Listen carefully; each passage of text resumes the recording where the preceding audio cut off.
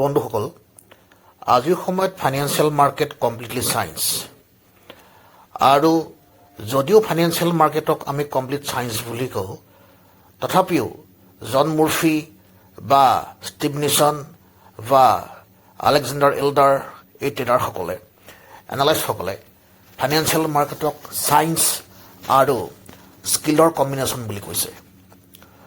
Artistic মুভমেণ্টবিলাক financial মাৰ্কেটত যদিও থাকে, তথাপিও আজিৰ সময়ত ফাইনেন্সিয়েল মাৰ্কেটটো সায়েন্স আৰু স্কিলৰ কম্বিনেশ্যন হয়। আৰু মাৰ্কেটৰ আপ ডাউন ট্ৰেণ্ড বা মাৰ্কেটৰ স্পীড, মাৰ্কেটৰ মমেণ্টাম, মাৰ্কেটৰ ভেলচিটি, মাৰ্কেটৰ ভয়েটিলিটি এ টু জেড আপুনি আজিৰ সময়ত প্ৰিডিক্ট কৰিব পাৰে। ইয়াত আপোনালোকে দেখা পাইছে কেণ্ডেলষ্টিকছবিলাকৰ 3টা কালাৰ আছে।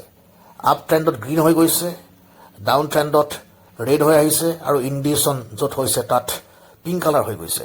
ইয়াত 3টা কালাৰ দেখা পাইছে আপোনালোকে। ইয়াত গোটেই ডাটা এনালাইচিছ মই কৰিছোঁ।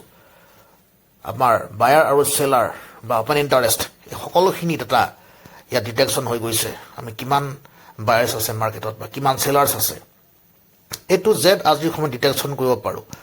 আৰু গতিকে আমি বহুত ক্ষেত্ৰত আজিৰ সময়ত ফাইনেন্সিয়েল মাৰ্কেটটো ছায়েন্স বুলি এইকাৰণেই কওঁ, বা ফাইনেন্সিয়েল মাৰ্কেটটো এইকাৰণেই ছায়েন্স বুলি ছায়েন্সৰ লগত কম্পেয়াৰ কৰা হয়।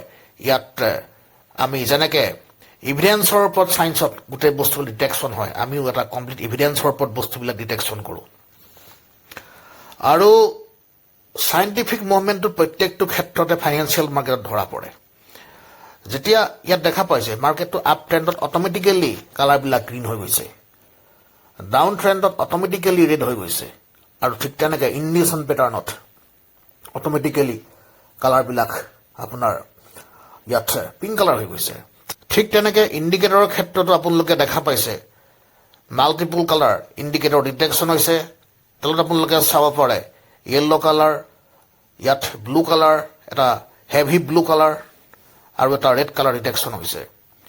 য'ত ৰেড কালাৰ ডিটেকশ্যন হৈছে মাৰ্কেটৰ ট্ৰেণ্ডটো চেঞ্জ হৈছে, এইটো হিষ্টগ্ৰাম বুলি কয়।